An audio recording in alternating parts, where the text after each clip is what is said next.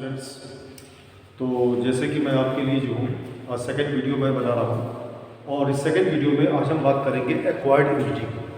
पिछली वीडियो हम लोगों ने इनेट इम्यूनिटी और इंटरफ्रेंस के बारे में पढ़ा था। इनेट इम्यूनिटी हम लोग जानते हैं कि वो इम्यूनिटी जो कि हमें बर्थ से मिलती है और इंटरफ्रेंस क्या कर रहे थे, आपने देखा था किस तरह से वो हमें हमारे इम्यून सिस्टम को स्ट्रॉन्ग करने में हेल्प करते हैं।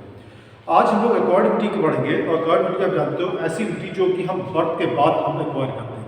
और इस एक्वायर्ड इम्यूनिटी में क्या होता है, creation of a memory of a disease causing organism. Creation of a memory of a disease causing organism. अब हम किसी डिजीज कॉजिंग ऑर्गेनिज्म की मेमोरी को कैसे क्रिएट करते हैं, उसके लिए मैंने यहाँ पे एक पर्टिकुलर एक डायग्राम बनाया है। फिर आप इस डायग्राम को समझिएगा और फिर बताइएगा। तो यहाँ पे क्या हुआ कि कोई डिजीज कॉजिंग ऑर्गेनिज्म का हमने क्या करा, हमने वैक्सीन बना दिया। और आप जानते हो वैक्सीन क्या होता है, डेड या वीक माइक्रोब ही होता है। तो हमने डिजीज कॉजिंग किसी भी ऑर्गेनिज्म का हमने वैक्सीन बना दिया है। उस वैक्सीन को हम एंटर करा रहे हैं ह्यूमन बॉडी के अंदर फॉर द फर्स्ट टाइम।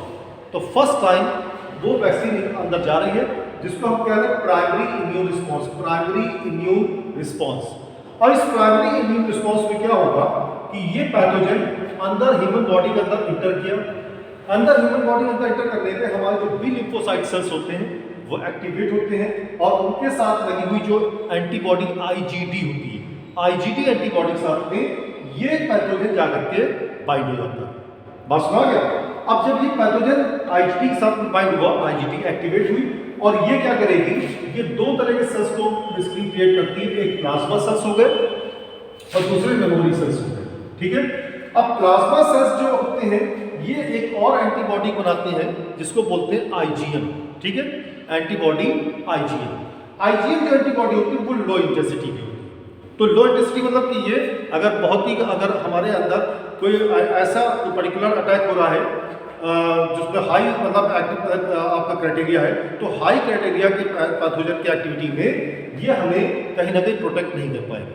तो उसके बाद हम ये देख रहे हैं कि यहाँ पे मेमोरी सेल्स ही बने हुए। मेमोरी सेल्स क्या करते हैं, मेमोरी सेल्स प्रोड्यूस करते हैं आईजीजी मतलब एंटीबॉडी आईजीजी। ये एंटीबॉडी जो आईजीजी है ये क्या करती है, ये हमारे लिए हाई इंटेंसिटी का रिस्पॉन्स बनाती है। अच्छा, अब एक चीज और यहाँ पे ये चीज देखिएगा कि आपका पैथोजन फर्स्ट टाइम जब गया प्राइमरी इम्यून रिस्पॉन्स में बी लिम्फोसाइट बना।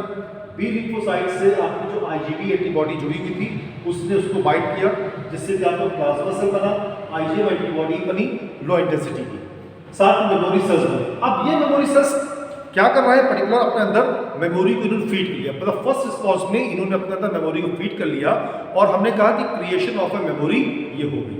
अब क्रिएशन ऑफ ए मेमोरी होने के बाद जब सेम पैथोजन मतलब सब सेम पैथोजन या तो वो आप सेकेंड डोज पे दे रहे हो या पर्टिकुलर आपके ऊपर अटैक हुआ किसी पैथोजन का, तो सेम पैथोजन हमारे अंदर जाता है फॉर द सेकेंड टाइम, तो हमारा सेकेंडरी इम्यून सिस्टम यहाँ पर रिस्पॉन्स करता है।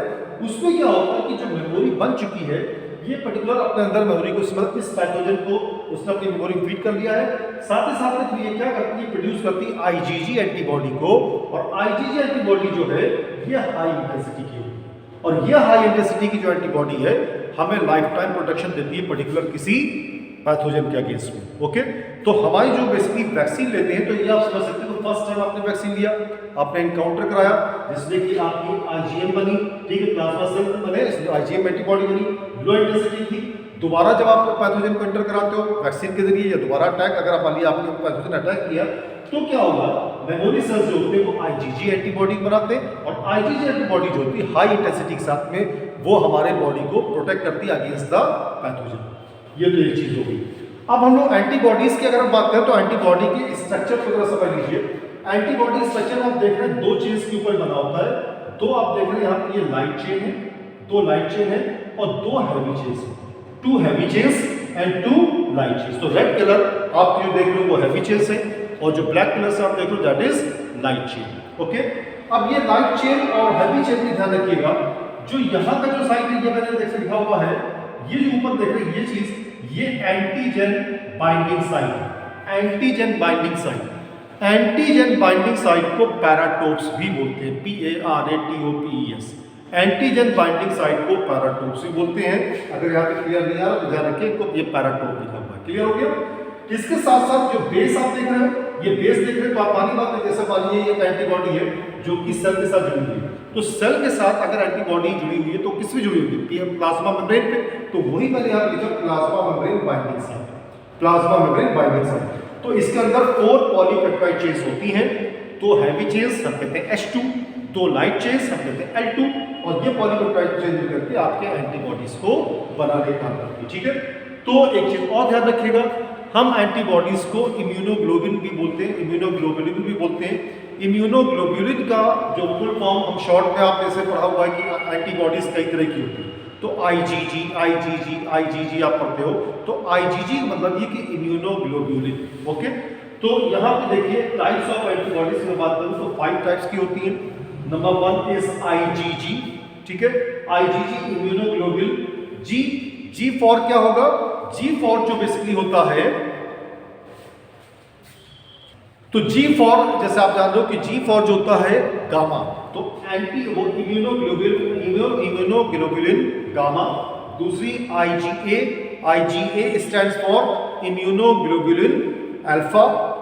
IgM stand for immunoglobulin mu, ठीक है।